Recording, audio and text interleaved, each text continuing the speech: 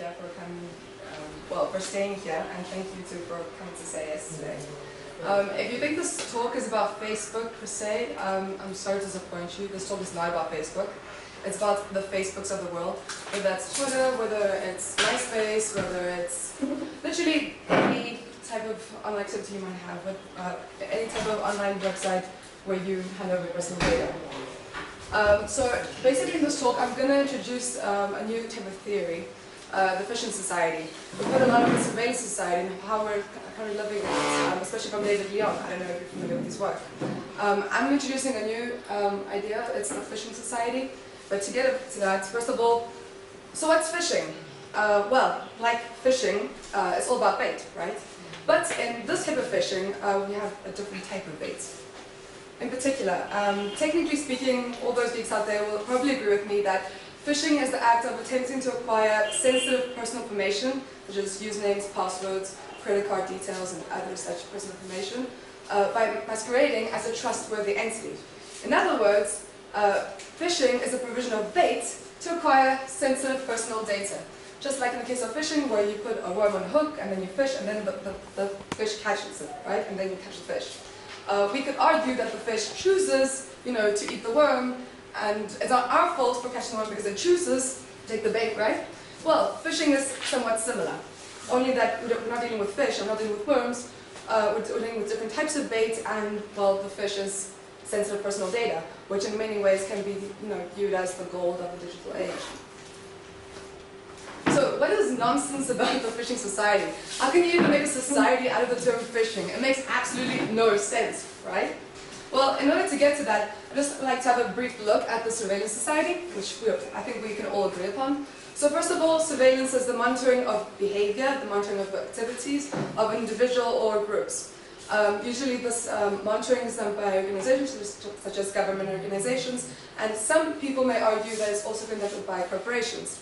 However, in my opinion, this implies that individuals and or groups are being monitored in a top-down manner, with them not participating in this process and without this being their choice. So this implies that it is a type of process which we do not choose, which we are the victims of, and which is just being imposed on us. Now my question is that really the case? Surveillance has been a fact for, I don't know, it has been evident for centuries, maybe hundreds, maybe thousands of years, I'm not sure. We can look at past authoritarian regimes where they've tried one way or another to surveil populations. Of course, not with the kind of technology that we have, but with other ways, one way or the other. But surveillance itself does imply that you are being spied on and you are helpless and it is not your choice. The reason why I'm arguing that we're not in a surveillance society per se today is because I argue that, no, I think it kind of is our choice. Then again, it depends on how you define choice, right? That we do have some type of participation in this and that we're not just having the system imposed upon us. So in order to look at this, we're going to look first at government spying in India and then at corporate spying. I'm saying spying because it's broader than saying surveillance per se, because it can be surveillance, it can be monitoring, these things are different. So first of all, we can have location surveillance by the government through the obvious CCTV cameras, which are located everywhere, that weird thing that supposedly looks at you and records your activities. Or UAVs. UAVs are unmanned aerial vehicles, aka drones, and essentially what they are is pilotless planes which fly without a pilot and conduct all different types of surveillance activities.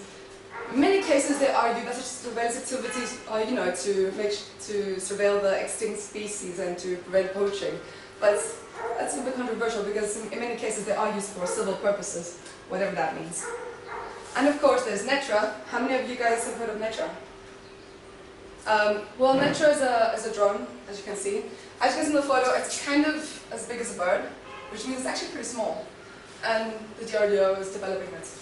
So this is primarily used in the Northeast, and it's used to spy on Naxal operations, on anti-terrorist groups, and anyone who may have a, antisocial type of behavior. The question is that only being used in that area? And even if it is only being used in that area, these drones are unregulated, and many questions arise as in, who acquires data, how it's been used, who's been shared with, etc. When we look at other types of government surveillance, of course, we have CERTs, which essentially are computer emergency response teams. There are many CERTs all around India, and their job is to monitor any suspicious move on the internet, whatever that means. Now, how do we even start to define a suspicious move on the internet? Is sending an email to your friend with some kind of content which governments of the like consider suspicious? Perhaps. We'll see in the future if many cases are reported on that. Then there's the TNS, which is not surveillance per se, but I thought it was an interesting case where we have the sharing of data among 14,000 police stations. Similarly, we have NatGrid, where we have the sharing of databases between many ministries and departments. And the purpose of this is to collect comprehensive patterns of intelligence. Now, when we say to collect comprehensive patterns of intelligence, what we mean essentially is that we're going to be able to analyze you, understand you, and ergo predict how you're likely to behave. And by you, this is going to be on an individual level, but it also can be on a mass level. More on that later. And then, of course, there's the central monitoring system, which I know all CIS people know, but I think I'm not sure if you're familiar with it. So we all know PRISM, right? So the CMS is, for those of you who haven't heard of this, the CMS is India's PRISM, essentially. What it does is that it intercepts all telecommunications and all internet communications. And this interception is done by Indian authorities. And all such data is essentially gathered in a central database. Now this raises a lot of concerns because if you have a central database, that means it functions as a honeypot for cyber attacks. If the hacker or anyone wants to attack Indian database, they don't need to, separately attack databases from the police, separate databases from different departments. They can just attack the central monitoring system database because, hey, everything's there. So a lot of questions arise from this too. Let's move on a bit to corporate spying. I don't know if you guys will believe this is spying per se, but we'll get to that. So first of all, we have obviously websites through which we buy products like Amazon. Then websites through which we use services or buy services. There's a flight ticket. I know I buy a lot of flight tickets and give my personal data. The crucial part is that in both the previous type of websites and these ones, we buy products and services in exchange for personal data. Now, you might disagree with me and say, hey, no, we pay an amount, like when we buy a product, the exchange is money. Well, it depends on what you think is more value. For example, if you're buying, I don't know, a book on Amazon or a flight ticket. No, if you are a political activist, let me put it this way, buying a flight ticket to, I don't know, to Afghanistan, what is more value, the 500 euros that you're paying or your personal details? What I'm trying to say is that personal data may potentially have much, much more value than any type of money could have, which is why I'm arguing that no, it's not really services or products in exchange for money, it's actually for exchange for personal data. The type of data that we have to kind of give up when we want to use these services or products. Then, of course, we're touching a bit on Facebook. There are websites through which we communicate and give out personal details. Many have argued that in this case, the product is us. We're the product, and because our data is afterwards sold to other corporations or law enforcement agencies. So maybe you will think now, why on earth is all about considered spying to begin with? Where's the spying process when you buy product, services, or communications through Facebook? Well, first of all, such corporations collect massive volumes of personal data, and it's very important to emphasize massive volumes of personal data, but no other government agency would be able to collect under no conditions. And subsequently, first of all, they disclose such data to law enforcement agencies. Now, we have seen that case where they disclose data to law enforcement agencies in reports published by Microsoft and Google in their famous transparency reports, where they detail what type of data they hand out, whether it's metadata or content data. In most cases, they argue that, hey, most of the data we're giving to law enforcement agencies is metadata. So where's the harm? Whereas we have given very little content data, so it's okay. We respect our customers' privacy. Is that really the case? I think many would disagree with that because metadata, in many cases, can actually be much more valuable than content data. Because the thing is, metadata does not lie. Content data can lie. In the sense that you can write an email, and you can write bullshit, right? You can lie in your email. I can send an email, for example, to a buyer and tell them, hey, I'm an alien from Mars and I'm interested in Polish dancing, I don't know what. There's no one who can guarantee this is, valid or not. However, the fact that I, through my IP address, access a website on Polish dancing cannot be denied. No one can deny that I access this website. No one can deny that this is my email address if I confirm it to be so. And there's so many other cases. So my point is, metadata does not lie, whereas content data does lie, ergo it is more valuable. Furthermore, metadata potentially draws a much more comprehensive pattern and profile of individuals than content data does. Because metadata shows that your location, what you do, what you don't do, the type of things you choose to do and not do. And that's potentially more important than the things you'll say. And ergo, metadata can be more important than content data. And ergo, the fact that corporations are disclosing such data to law enforcement agencies is what brings me to say that yes, they are spying on us, indirectly, of course. The second point is that they allow law enforcement agencies to tap into the servers. Now, we have seen this with the Snowden leaks from the NSA's PRISM surveillance program, where essentially we've seen that law enforcement agents have tapped into the servers of some of the biggest online companies, such as Facebook, Yahoo, Google, Microsoft, and others.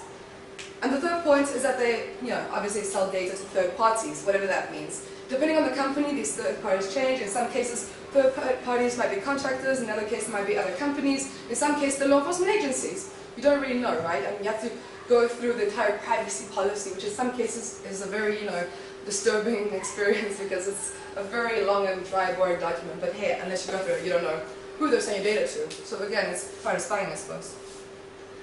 Other than the three mainstream types that I referred to, there's another category of companies which are involved in surveillance. That's the surveillance industry. Now, these are basically companies which specialize in creating the tools for companies or governments, but mostly governments, to be able to spy on us. When I say tools, what do I mean? Most people argue that, okay, that there's so many billions of people around the world, who use the internet. How on earth are they going to, track it down accurately and make accurate assumptions within all those massive volumes of data? How do you even manage big data? Well, in order to be able to manage big data, you have to have the software which is able to analyze it automatically and do it precisely with computer correctness, which obviously people can make mistakes when they're calculating stuff. So there's a massive global surveillance industry which is producing different types of software, such as internet monitoring software, SMS monitoring software, social analysis network software, and Spy Files from WikiLeaks has brochures which have details on all of this. The ISS world is the wiretappers ball, which essentially is where all these companies go to exhibit their products and where law enforcement agencies subsequently buy these products. So if anyone has the luck or, I don't know, unfortunate, however you want to see it, to attend one of these exhibitions, these trade shows, there they can see what type of malware, what type of software, what type of technology has been sold from which company to which law enforcement agency. I won't get into detail. This is just to list the different types of surveillance that they sell. It can be internet monitoring software, malware like Trojan, spyware, etc. Social network analysis, which is important for you Facebook lovers. Data mining and profiling, phone monitoring, SMS monitoring, and generally speaking, this is just a graph of some of the types of these surveillance which are being used right now in India. So when we look at the debate, government spying versus corporate spying, we can go on about this forever, right? But in my opinion, there are two main arguments. First of all, government spying is imposed in a top-down manner, in the sense that we don't choose the CCTV camera, around the streets. We don't choose the drones, which are monitoring us. We don't choose the NSA to go through, all our communications. We don't choose the CMS to monitor our telecommunications and internet communications. We don't choose any of that. It's imposed on us. Why is this important? Because the fact that it's imposed and there's not a choice means that potentially we will react to it. Because we do acknowledge it as a direct threat. It's not something we chose, it's something imposed on us, ergo we will probably sooner or later react to it. However, corporate spying, whether it's through Facebook or all the Facebooks of the world, is somewhat different because it's our choice. And I'm saying choice and not choice because there are many variables which, influence you to choose to do something, and that's a huge debate on its own.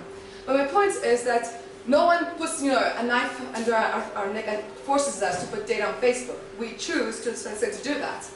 Now, why is this crucial? Because the fact that we choose to do it is much worse because we will not react to it. We will not react to something that we've chosen to do, which means that we're only fueling the system and making it much stronger. At the same time, much more, if we compare the volumes of data in both cases, much more data is being given to corporate spying than to government spying. If we compare the volumes of data that Facebook has and the volumes of data that the Indian government has, Facebook wins every time. And I know that you will say that, okay, Facebook is international, the Indian government is local.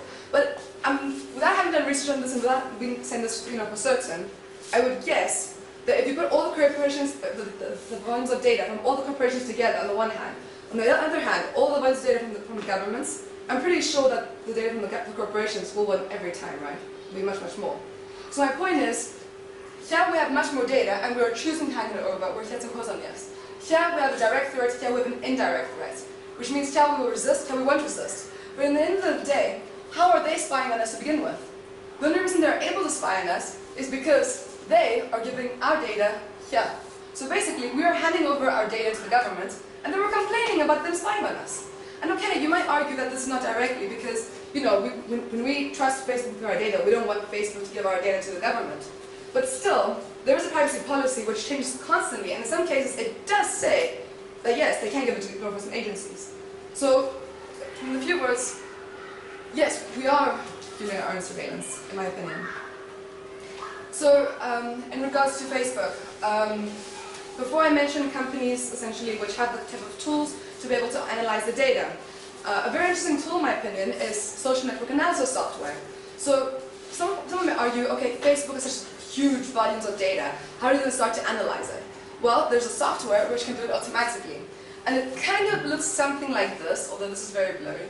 But somehow, if you are here, you are linked to him, and everyone somehow is linked together. So if he's a terrorist, and they want to somehow get this terrorist, they might come up to you because somehow you're talking to this person. And this is how they map out data with social analysis software tools. Essentially, if you have different types of data on Facebook, right? You have, for example, your interests, your hobbies, your age, the region you're from, all different types of data. If this is you, all the data about you is mapped out in this way. And then once you apply behavioral statistics on it, you can analyze it, and to some extent, you can kind of predict how that person is likely to behave with probability rates. So what does connectivity really mean? My apologies for using your photos. So I just want to give like a real life example to make it more fun. Supposedly I don't know, I'm the US government or whoever, and I'm Author John Kiriakou, right? He's a Greek whistleblower. He's already in prison, FYI, right now, but so let's imagine that he's not in prison, that he's out, right, and he's got some really important information. And let's imagine that we all say as people are not linked to each other. Like, we don't know each other. Forget about the sayers, right? So, Usha somehow knows Sunil from family members, right? Like, Sunil is a friend with her aunt, and then one day in a family dinner they met each other. So this is how Usha knows Sunil. Sunil knows Pranesh because Sunil was working at the start of Mahiti, and Pranesh has a great love for technology and cryptography, and someone in Mahiti recommended Pranesh, and that's how Sunil met Pranesh. Then Pranesh, because he went to law school, that's where he met Neha, who's also studying the same university. Neha, one summer, decided to go to Canada for summer school, and that's where she met Rebecca. Rebecca goes to the same university as Eleanor, so that's actually known as Eleanor. Eleanor and Maria are both interested in privacy, so on some privacy forum they met each other. And Maria, being Greek, somehow knows John Kiriakou. So if I want to get John Kiriakou, I can get him through any one of these people who are indirectly linked to him. Hey, in the end of the day, I can get Usha and interrogate her. Usha may not know John Kiriakou, but if I know how to manipulate her in the right way, if I know what information to extract on her, I can indirectly get the information I want all the way to the whistleblower. So my point is that not only do we have nothing to hide, but our data says much more than what we think it does. And connectivity, although it's a great thing, it's wonderful to share everything, it can also be tricky, especially when it comes to political activism and, well, let's just say activities the government may not necessarily be very fond of. Now, okay, so I just want to show how much data about us is online. So, Bhairav Acharya, I thought it was an interesting case because I've noticed there's almost nothing about him online. He's a very private person. He's dropped it in his privacy bill. He tries to keep as little data about him as possible. That being said, he doesn't have a Facebook profile. He doesn't have a Twitter account. He doesn't have a LinkedIn account. He doesn't have any of the social media, which would have large volumes of data about him. But yet, surprisingly enough, I found quite a lot of data about him. So when I was Googling Bhairav Acharya, I tried to create a profile. So one obviously is male, he's Indian. when I started Googling Bhairabhacharya, I did that having in mind that I don't know Bhairabhacharya. Try imagining that I don't know this person, and I want to find out as much information about him as possible, the way someone intelligence agency would do. So given that I know nothing about this person, first of all, from photos, I figured that he's male. I figured that he's Indian, based on the fact that he's published articles in the Indian Express and other Indian newspapers, and that he stated that he's located in Bangalore. Lawyer, from other data, from the data says that he graduated from National Law School in 2003. 4. It says 3 online. I'm sorry, the data says you graduated in 2003, so that's it doesn't matter what you say. Doesn't matter what you say, you're lying. Yeah. So according to the online data, you graduated in 2003 from National Law School, which is how I know you're a lawyer. I know that you're advising the Phishing Society with the draft privacy bill. I've seen the various links online with the privacy roundtables where you're the moderator, which is how I know you're involved in that. Ergo, I know that you are interested in privacy and surveillance.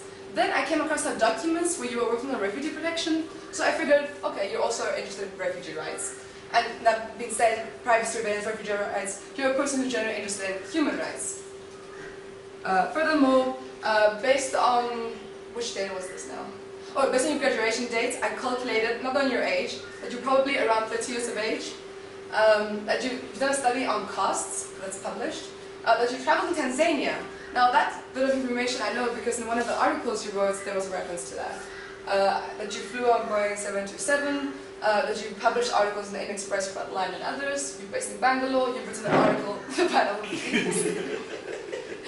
I know that you know Jacob Applebaum because you presented him in one of his talks in Bangalore, and also you were in the same conference as him in the Concilians, which I think is interesting because if someone's after Jacob Applebaum, they'll be after you as well. Anyway, that's just a hypothesis.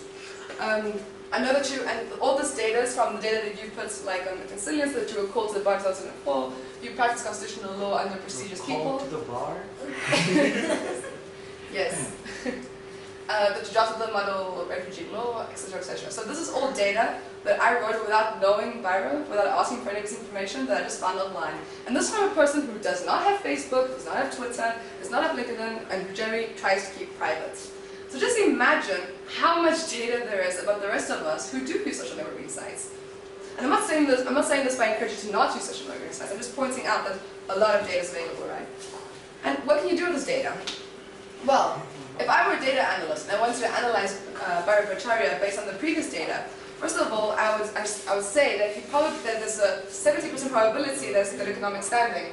That is something I would understand from the fact that, for example, they traveled to Tanzania, from the fact that they went to National Law School, and other pieces of information. So my point is that data itself may entail a lot of other bits of data which are not evidence. Data is more than what it looks like it is. For example, the connection with interracial groups and individuals. Well, someone might say, oh, it's good to know that he writes on his CV or online, for example, that he worked under this regime, Davana, what it's called. Although someone said, yeah, that's a good bit of information to have online, someone else must say, he works with very influential groups of people. Why does he work with influential groups of people? Is it because his family background? Is it because he somehow had previous experience in other fields? Is it because he's very intelligent? Why? Like there's a lot of other bits of data which comes to service behind the actual piece of information. So every bit of information, so while you might say, for example, Prachi, that you are a female in India, living in 24 years old, who, I don't know, went to Harvard, off the top of my head. You might say, oh, it's wonderful to say that, but at the same time, someone else might see it as, oh, you're Indian and you went to Harvard? You either got a scholarship or you're extremely rich. What I'm trying to say is that every piece of data can be interpreted in many ways, and one piece of information hides at least 10 bits of information behind it. So when you give up your data, you don't really know what data you're giving up, because you don't know how it's going to be analyzed, who it's going to be analyzed from, and everything else. So my point is that our data is a story, which may or may not be true. For example, it may be true that Prachi, who went to Harvard, is you know, a very rich girl from a very influential family, but it also might mean, you know, that she's a genius and that she got a scholarship and I don't know what. There's many stories that come from that. But still, you can analyze that with probability rate, with variable statistics. So when you have people doing data mining, conducting data mining, usually what they use, the tool they use, variable statistics, to be able to analyze your data with a probability rate and to predict how an individual or groups, depending on the data, are likely to behave. So why is this important? Because our data, like I said, always tells us much more than what it does. Because it depends on who is looking at our data, when and why. And what do I mean? It's completely different if I look at Prodigy's, CV. It's completely different if the search agency looks at it. Because, like I said, one piece of data can have 10 pieces of data behind it, which may be looked at from a different perspective. And it's different if I look at your data today, and it's different if, well, for example, your data that's, I don't know, you are a gay rights activist. Today, for example, in the UK, it might be a good thing to write about it and to speak openly about it, but maybe in 20 years, when you go to another country which is still backwards in terms of gay rights, and you try to speak about the same thing, maybe you'll be prosecuted. So it really depends what type of data we're talking about, who's looking at it, when, why. It's much more complicated than just putting that out there. Oh, and by the way, I thought this is very interesting because I was Googling in the Google images. I wanted to find an image with behavioral statistics, if you can even find that. And guess what appeared with behavioral statistics? Facebook and Twitter. Very interesting, huh? So why is any of this concerning? This can be concerning for multiple reasons, but essentially, like I said, in statistics, the prediction of how variables interact can lead to an X percentage of control of the likely outcome. Similarly, if you're able to analyze an individual's data, or the public's data, whatever you're dealing with, not only can you predict outcomes with some type of probability, but you can also control the outcomes at some probability. Because if you can predict an outcome, you can take necessary steps to be able to control it. So, are we talking about public control, essentially? Maybe, maybe not. Maybe this is extreme.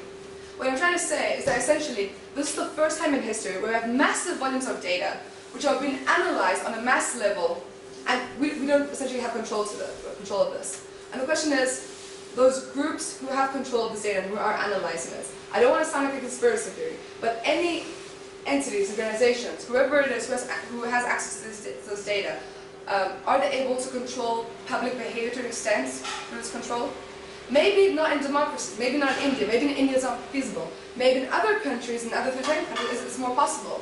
But still, this is still a new process we're going through. Don't forget that 10 years ago, all of this was insane, right? Like, no one would have imagined any of this 10 years ago. And technology is only proliferating by the minutes. So imagine how it's going to be in 5 years' time, in 10 years' time, 20 years' time. Are ideas going to be reconceptualized? Like, for example, privacy today does not mean what it meant 10 years ago. Up until 10 years ago, privacy was all about secrecy.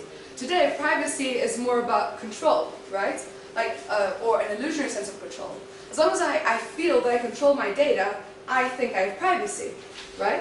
For example, I choose what information I put on Facebook, ergo I control the data I have on Facebook, ergo I have privacy. That's the kind of notion we have. So that's changing. I'm not saying it's a good or a bad thing, I'm just saying that it's changing. But how will it change over the next 10 years? Will it change so that someone will be like, okay, the government completely controls my data, ergo I have privacy.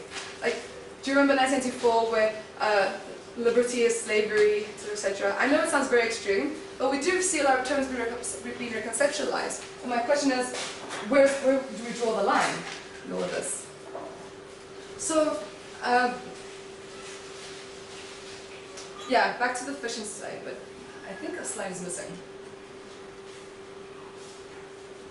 Okay, never mind. So, yes, the slide is missing. Which is weird.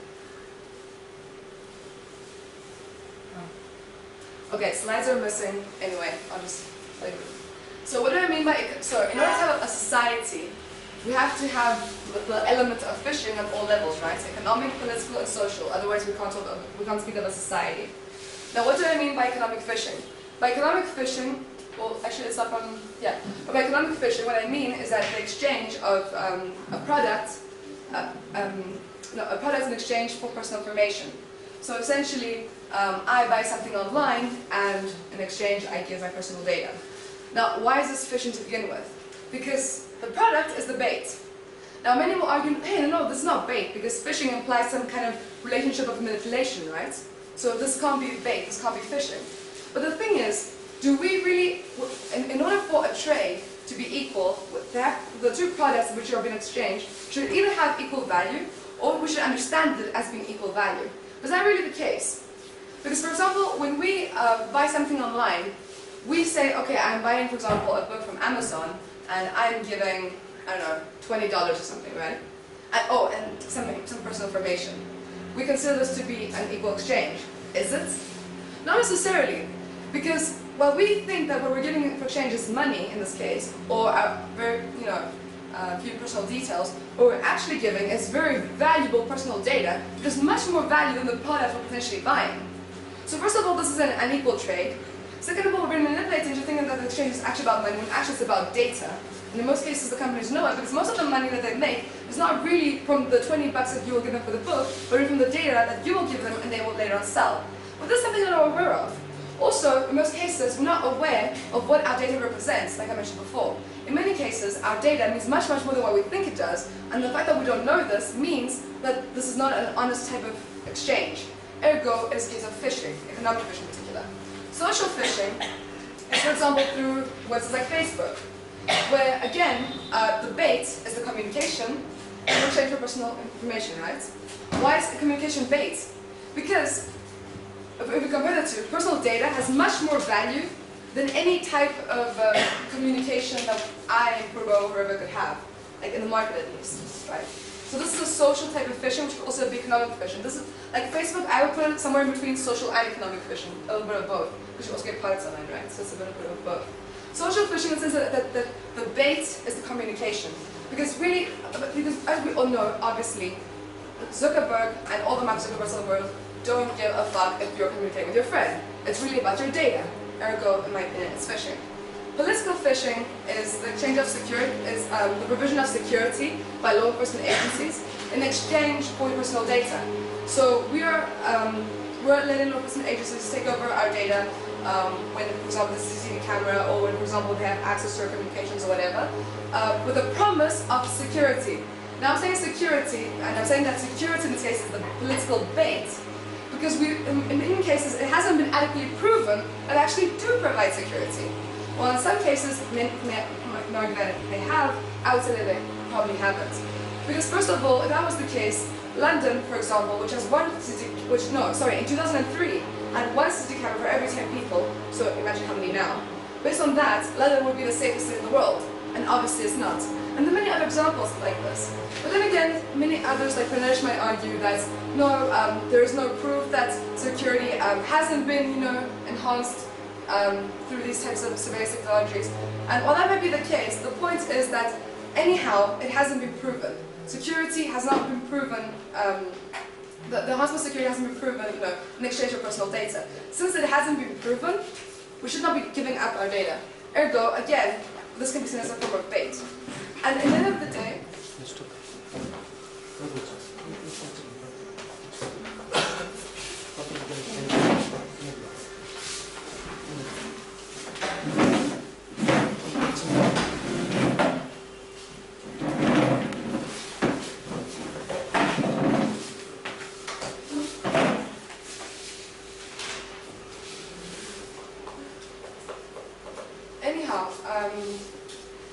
so based on these three, based on economic, political, and social phishing, I'm arguing that we might have the Phishing Society.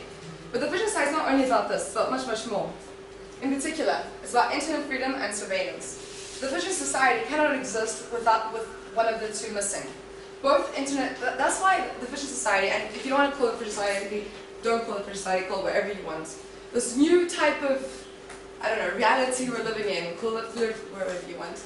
It's very unique in my opinion, because it entails both high levels of internet freedom and high levels of surveillance. I can't think of any other time in history where citizens have experienced very high democratic freedom with very high levels of authoritarianism simultaneously in the same system. And the interesting thing about the contemporary system is that the one comes with the other. What do I mean? The more internet freedom we have, the more surveillance we have. In which sense? The more data I put online on Facebook, the more data is available for me to be surveilled to begin with, right? So if I stop putting data on Facebook, if I stop using the internet, if I stop putting any data online about me, then that means that inherently there will be less surveillance. So surveillance really depends on internet freedom. But I'm not saying that, I'm not speaking against internet freedom. I'm saying, oh, we shouldn't have internet freedom because it increases surveillance. I'm just saying that this appears to be the reality. regardless of whether it's good or bad, right or wrong, right? I just think it's very interesting. We've never in history, I can't think of one time in history where we've had both strong democratic elements and authoritarian elements both at the same time in one political system. And I think this is the interesting part about the Phishing Society, and the reason why the Phishing Society works is because we choose to hand over our data. If we didn't choose to do it, the system wouldn't exist. So, the Phishing Society is primarily fueled by the data we choose to hand over online. Government surveillance is enabled through the data we choose to hand over to companies such as Facebook. Because, for example, the NSA wouldn't be able to tap into servers and get all that data if we didn't give these companies the data to begin with, right? So the real danger is our choice to disclose our data. It's not anything else, in my opinion. The fact that we choose to disclose it is the real danger. And what I'm saying here is, I'm not saying that, okay, we should all like switch off our laptops and, you know, live in a forest and, you know, I'm not saying that. What I'm just trying to say is that because we choose to disclose our data, that is why Facebook and all the Facebooks of the world are more dangerous than the government spying on you, because at the end of the day, you can react to the government because it's not your choice. But when you choose to do something, you won't react to it. And this is very interesting because it's also in terms of totalitarianism, because according to Hannah Arendt, for example, she argues that the core elements of totalitarianism is that the masses support the system and that the system functions based on public support. This is kind of the case now, because the reason why surveillance works is because we support the system by choosing to fill it with all our data. Anyway, I'm not saying that we're moving to an Orwellian type of totalitarianism. What I'm just saying is that it's very interesting to have both internet freedom and surveillance at the same time, but we're fueling it, and I think that a lot of things should be reconsidered. I'm not saying anything's good or bad, I'm just saying we have to reconsider a lot of things, like a lot of ideas, notions, about what type of data we disclose and how we define data, how we define privacy. A lot of things have to be reconsidered within this context, in my opinion. So, now we can proceed to an open discussion. So in this open discussion, I really encourage all of you to express your opinions. It won't be like a typical talk. So anyone can raise a question they're interested in, and you can debate about it, we can fight about it, we can do whatever you like. It's an open discussion.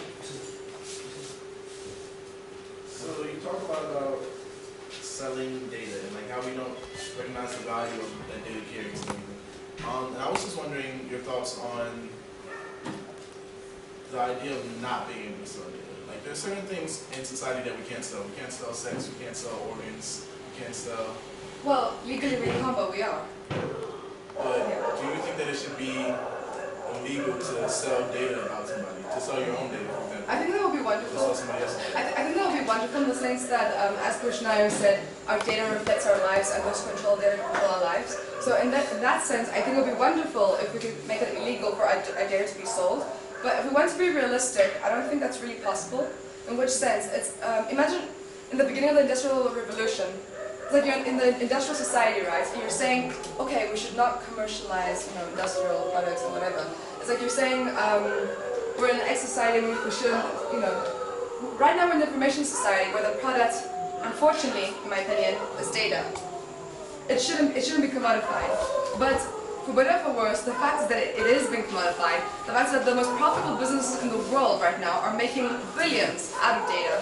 And it's not feasible to say, okay, lose all your money and just make the same data legal. Instead, I think we should try something more realistic. Although that is a wonderful idea, I think we should try and see how we can move around this, how we can protect our data and ourselves, well, for better or for worse, live in this type of society, and see, instead of letting them, by them I mean those controlling our data, maneuver us trying to maneuver around them controlling our data. I'd like to say one thing in response to that. But what I think is that, like I said, you mentioned a lot about we don't recognize the own value of our data. Even if people did recognize the value of that, I think that wouldn't prevent them from selling it. They would just sell it for more benefits. That's true. That's the problem would persist. Sure, and I think something that's also cultural. For example, I think 20 years ago people wouldn't have done that, or at least not as quickly as they probably would do that today. So we can see a general shift today on the political, economic, and social level. On a social level, we can see this shift in the sense that the idea of data, the idea of value, the idea of personal life has completely changed. it's been reconceptualized, and within this shift, people, yes, are more likely to do that. So what I'm saying is that instead of trying to force people to not hand over their data, instead of trying to make it illegal for data to be sold, I think we should try to, I don't know, think of more innovative ideas collectively and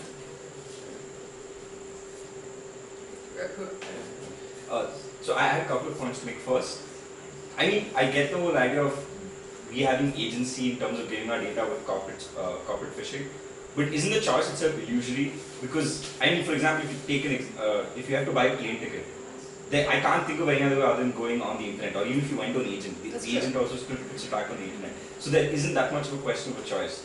yes. So even if either you're on the system or you're an outlier. Yeah. So I don't really see that much of a difference between government spying or corporate spying. By what? I mean, By corporate spying? Between corporate spying and government spying, because Yes. you don't have a choice in not giving That's data true. with corporate spying. Actually, I completely agree with you. Like, in many cases, that's why I said choice. In the sense that in many cases you don't have choice to do otherwise. I mean, in the case of buying a flight ticket, okay, if you really don't want to have your database out there, you could go to the actual agency there and buy it in person and hope. No, but even they put But your even data on the they network. digitize the database, and you can hope that they don't digitize. So in many cases, you can't. That's the main problem today. You can't control what's been done with the data, and you can't prevent the digitization of the data. Even if you try, like biometria, to have no data online, your data will be online, whether you like it or not. So that's the problem. Yeah, and the second thing I want to say is taking from Kobe's point. Has there been any attempts at regulating data mining? Because I mean, it seems that there's a nexus between both the government and the industry. So has anyone have any governments taken steps at regulating data mining to say this sort of data we would regulate, if not outrightly banning them, or to put some sort of disincentive or to penalize certain types of data mining? Yeah, it depends on the data you're talking about. Like, for example, sensitive personal data. Like, there are data regulations in general for personal data. In most countries, we have data protection. So if you violate that, but selling that data and violating it, it depends on the country. It depends on the specific law. Some laws in some countries, they specify like how you can handle it. In some cases, you can just sell it anyway. But the problem, the most crucial problem is that in most cases, data has been outsourced to other countries. So in that case, it's not in the country's jurisdiction to control it. So for example, your country, India, well, India doesn't have Paris law, but an X country its law might state that data is regulated in X way, but then once it's outsourced to the US or vice versa, you don't have control of it, or you cannot control how it's been regulated or how it's been handled, it's been sold. And in most cases, the type of data which is sold is the data which has been outsourced. So what we can see is, for example, in the Indian case, that most data is probably, most of the Indian data which has been sold is the data which has been outsourced to the US through the various companies like Facebook, for example. So yeah, there are regulations for like sensitive personal data which are very, very strict. But then again, it depends on the country. From country to country, laws vary, regulations vary, and then, like I said, if data's been outsourced, you're kind of fucked because you can't really control it. Thank you very much for that talk. It makes a response quite difficult because you touched on so many salient issues. Just to on many things, I disagree with you.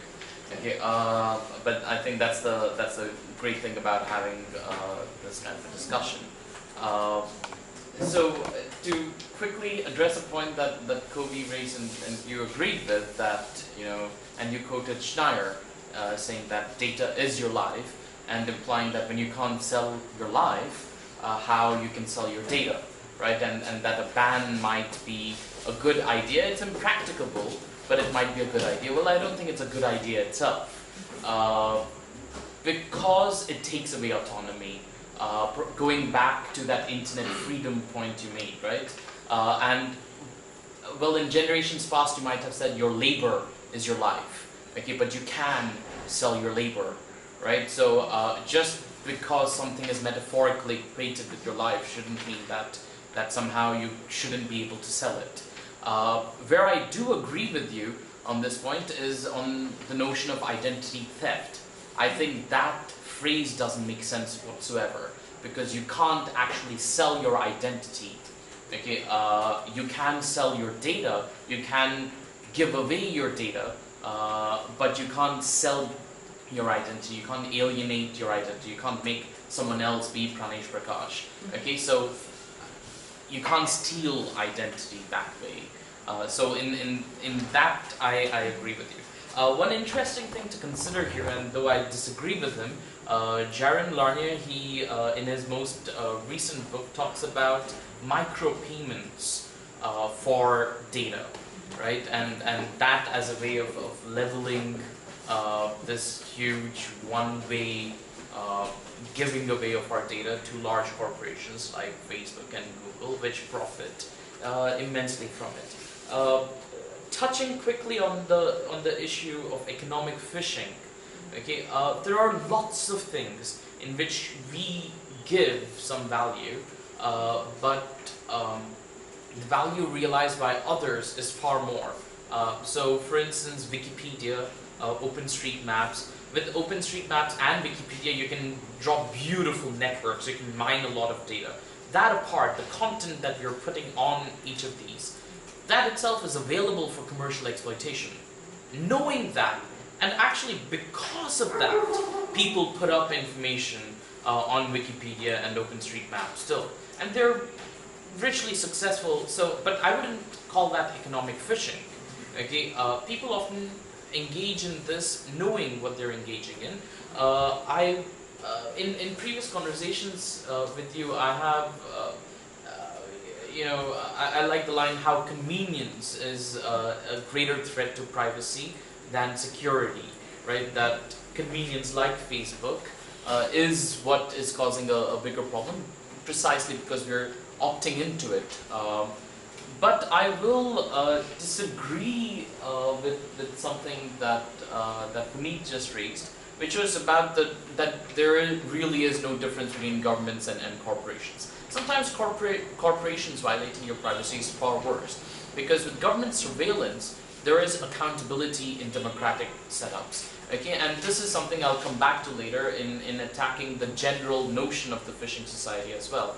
Okay, so whereas with corporations that accountability is usually missing, because what tools do we have against corporations? One, that they're violating some contract that we have with them. Two, general consumer law. General consumer law generally does not deal with these kinds of issues at all. In most countries, at the very least. In India, it would be difficult to make a case for deficiency of service or etc. When it comes to violations of privacy. And the contracts, well, they write the contracts. They're aimed to protect them. Okay, so corporations are much more unaccountable when it comes to data than governments are. Okay, can I answer before sure. I forget? Okay. Everything you mentioned. There's quite a lot of points. First of all, I agree with you that I don't know if it sounded like I agreed with Puneet that government and corporate surveillance say no, it's not the same. And definitely, I completely agree with you that corporate surveillance can be much more risky and dangerous than government surveillance, which is why I told this title, Why Facebook's More Dangerous Than Government Spying on You. For exactly the reasons that you mentioned, that governments should be much more accountable than corporations. The second thing that you mentioned, I'm going backwards from your points. The second that you mentioned was with Wikipedia and how they know that it's going to be, that the data is going to be outsourced, and that's precisely the reason why they do that. Yes, but that's kind of different to the type of economic phishing I'm referring to. It's different if you create like a website or put data out there with the purpose of this open source data being, molded and amended and changed from other people and sold and resold and everything. And it's completely different when an individual is doing a specific basic economic, not transaction, but like buying specific products and thinks that, okay, I'm buying this product and in exchange I'm giving like $20 for this book, and when actually what the person's doing is giving up a lot of data which is much more value. Let me give you an example. But economic phishing, I don't want you to focus too much on economic phishing. I see phishing mostly on a social and political level. Like I said, political in terms of security, social in terms of Facebook. Now, economic, I see your, with regards to economic phishing, I see your point. But what I'm just saying is that in many cases, we have transactions where Sure. data is the actual thing being... My sole point there is that you shouldn't focus too narrowly on the point of the exchange being unequal. Okay, there are, for instance, Google has a game. I'm forgetting what it's called, Ingress, right? In which you are being used to map out cities, okay? And it's in the form of a game. Now people who are engaging in that game know that when I'm doing it, Google is getting free information. Yeah. Just as people who are correcting Google rather than contributing to OpenStreetMaps, using Google Map Maker to correct stuff on Google Maps, know that they're contributing to Google making more money, okay? But I'm saying, so you can't focus solely on the fact of something else is included in the exchange, nor can you focus solely on the fact that it's an unequal exchange. The reason why there I'm must saying, be something more. Yeah, the reason I'm saying unequal, and the point actually which I'm really focusing on, is the element of personal data, in the sense that, okay, for example, if I use something on Google, I know that Google is taking my data, right? But what I don't know is what this data really represents, like how much data is behind the data I'm giving. So I don't know what I'm giving. In that sense, that is what I'm focusing on. In that sense, I think there's a type of phishing going on. In the sense that I, for example, I say, okay, I'm going to use the Google service, and the only data I'm going to give Google is, for example, so my name is Maria, I'm 24 years old, I live in Bangalore from Greece, right? I choose to give this data.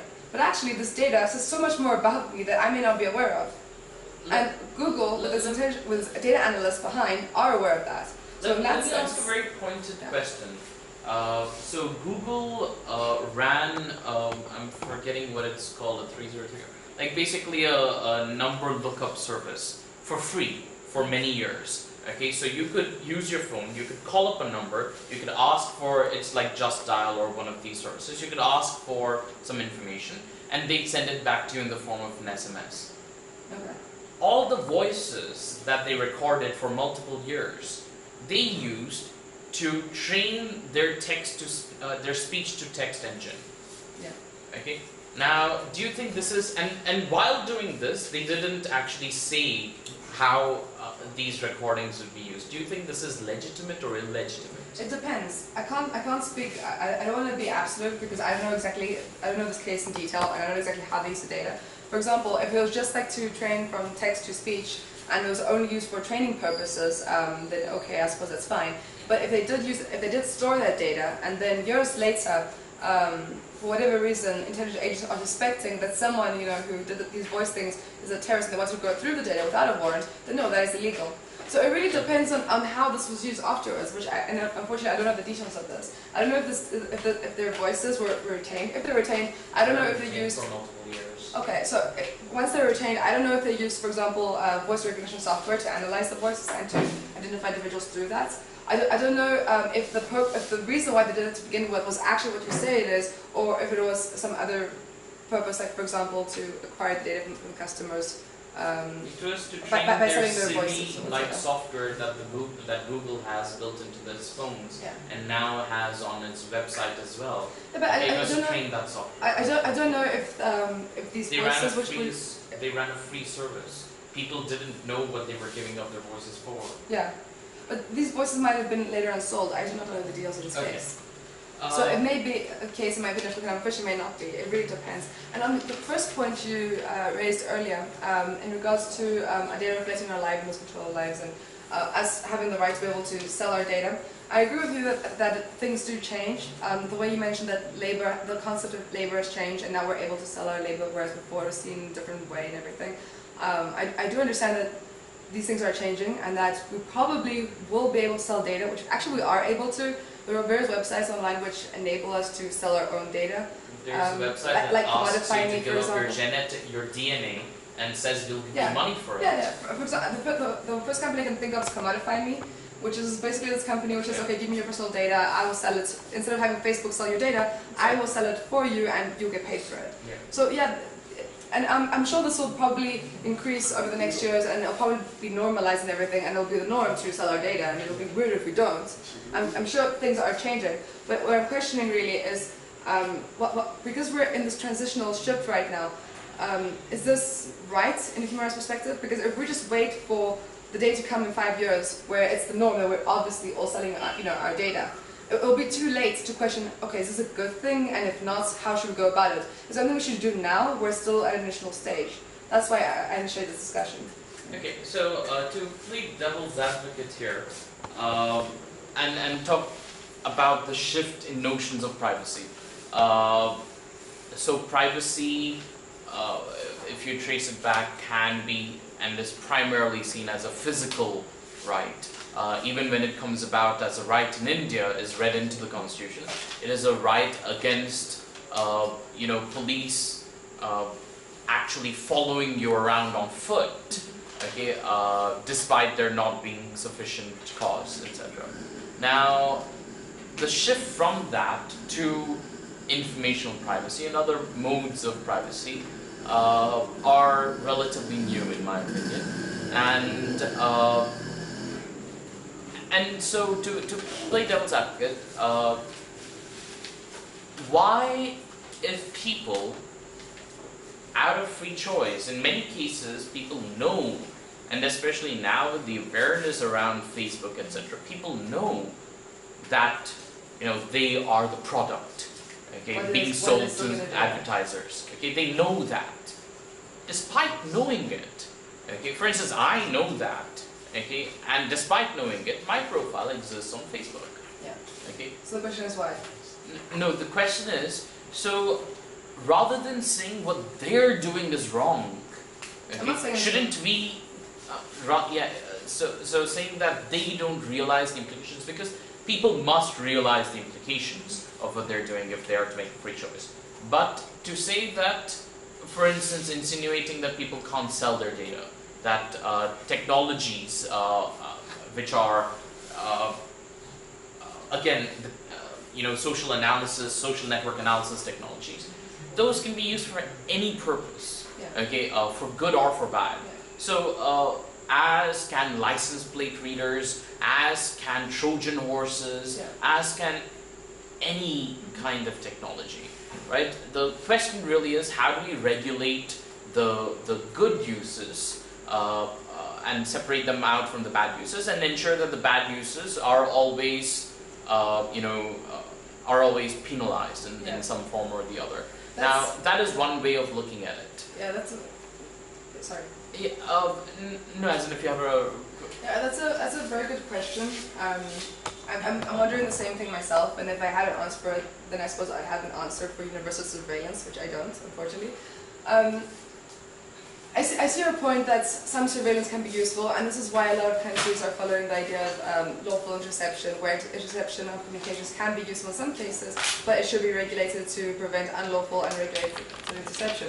However, the reason why I think this is a very tricky question is because lawful interception varies from country to country, right? I mean, one country might consider an X thing to be lawful interception, another country might consider a Y thing to be lawful interception.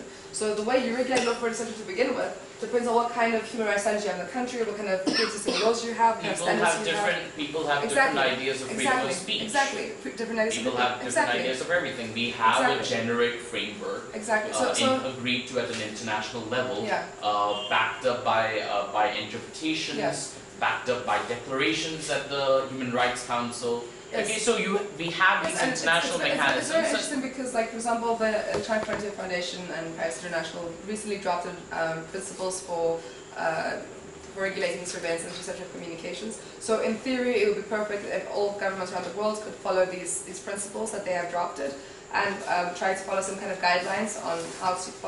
And when they don't, call them out on it. Yes. However, the reason why it's tricky is because in practice it's a completely different issue, right? Because you can't expect, for example, Zimbabwe, which has a so the problem there is not it's that surveillance. No, the problem there, in my opinion, and this not playing devil's advocate, is that the political system needs to change to allow for greater democracy. That's true. And not that undemocratic laws are being passed. Okay, because you can't fix surveillance alone. You have to fix the system. Okay, in order for other things like surveillance to be fixed.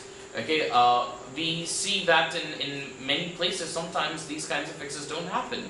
In Egypt, okay, after the downfall of one quasi-dictator, we find that many of the institutions are still kept intact. Okay. So it is a difficult question, but isn't what you're focusing on the wrong area? Shouldn't the focus be on how do we get democratic accountability I completely agree with you. I definitely think democratic accountability is a prerequisite for any type of lawful interception. So I think that's an excellent point, actually. I completely agree with you. Democracy should be a prerequisite because you can't expect a country to lawfully intercept or to intercept communications in a way which is respectful towards human rights if they don't even have established human rights to begin with. So I completely agree with you. However, at the same time, although I understand the arguments in favor of lawful interception, I'm very sad that we have reached a point where we have to have lawful interception because we consider some forms of interception to be a good thing, when it hasn't even been proven adequately. I can't think of I can't think of one country in the world where the interception of communications and surveillance, generally speaking, has actually proven to be useful in the sense that it has eliminated crime dramatically, and that's why we should have it. I can't think of one country, one case where that is proven. Ergo, I don't understand why surveillance should exist. Okay, let me ask you a counter question. Can you think of one democratic country in which there has been lawful interception and that has had disastrous consequences or even mildly bad consequences?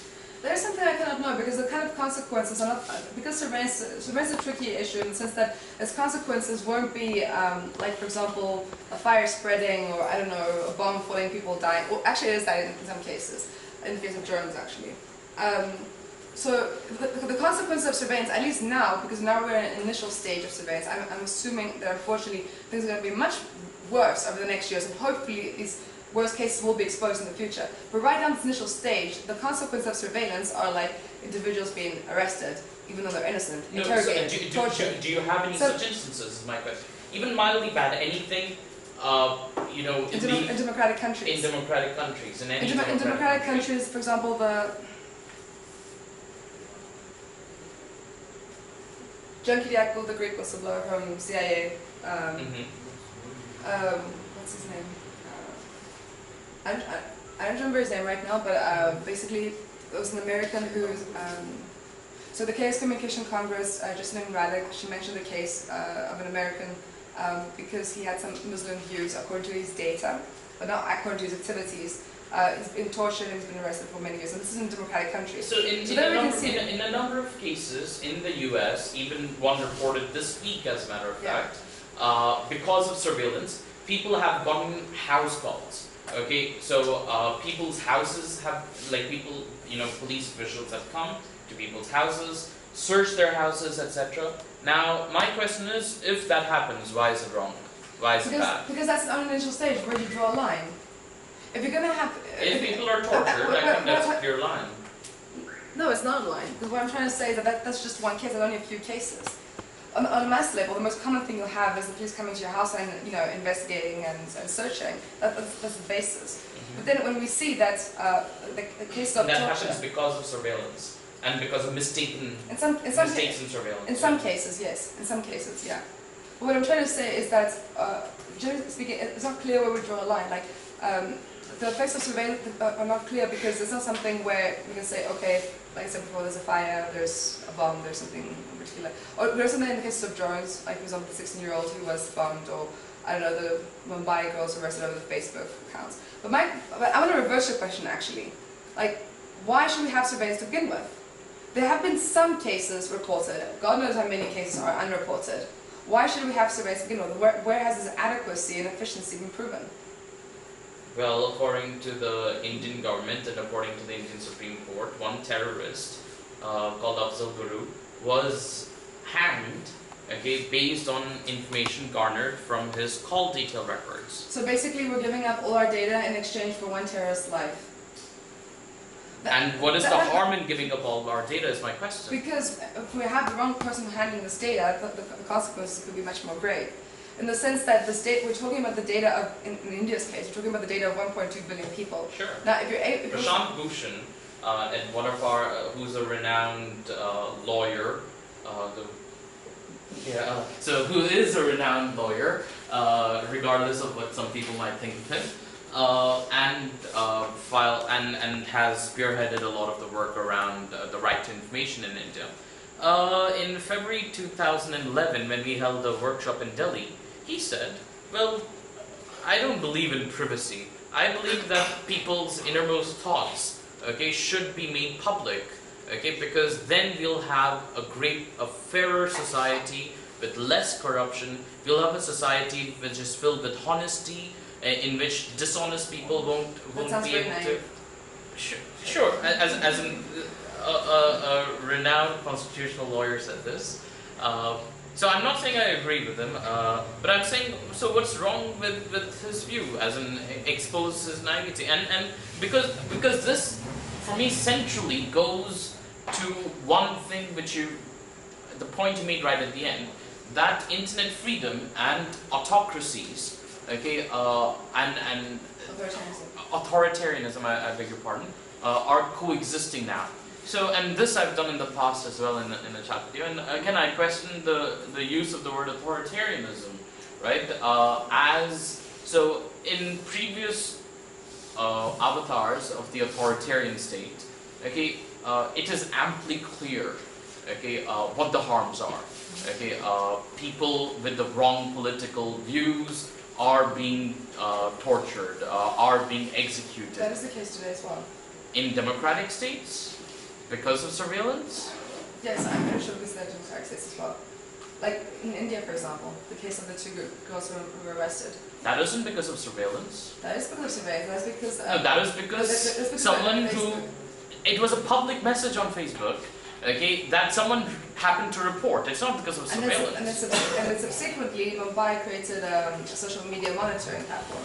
Sure. I'm sure that's a coincidence. No, sure. So I'm saying, and in that particular case, without being devil's advocate, I actually support that. As long as, and right now the difficulty is the social media monitoring platform, there are different accounts of what exactly it is, and I've gone into it in some amount of detail I can't remember the publication's name, but the thing is, no one's really sure what the hell it is. Okay, if its purpose is to look at public postings by people and to weed out, potential criminals, or to say that this is something we need to be focusing on, I think as long as not much resources are spent on it, I think it's perfectly legitimate. And I have in the past actually made public postings on mailing lists, etc., where this issue came up, saying how I believe it's actually the duty of the police to engage in this kind of surveillance. Okay, that they'd be amiss in their duty if they didn't, remiss in their duty. I beg your pardon. Okay, but my point is, how does that is about a court or a police station not recognizing what the hell freedom of speech is, not recognizing that no crime was committed. Okay, that is a different matter. Okay, my question is, so the authoritarian. I see that in theory it would be wonderful to have the police able to do this kind of surveillance, you're saying, so that they can maintain order and catch terrorists, if that is the case. However, generally speaking, the probability of catching a terrorist within large amounts of data is very rare, given the fact that terrorist attacks in their own nature are very spontaneous and rare, like I said. But even if that were the case, in most cases, policemen don't have the technological knowledge to conduct this type of surveillance adequately or efficiently, or even to capture. So I don't Good think for us. They'll suck at surveillance. So. That's true. But the real danger, in my opinion, is not the police per se conducting surveillance. Because in my opinion, in most cases, they probably suck at it. I think the real danger is, generally speaking, creating large databases, which we don't know how they're going to be used in the future. If potentially, right now we have massive volumes of data, right? We have big data retention servers. One has been created in Ohio as we speak. The question is, what happens when other governments in the future get access to data with less democratic, less sincere intentions? This is every authoritarian government's dream, to have this kind of data, and we're creating it.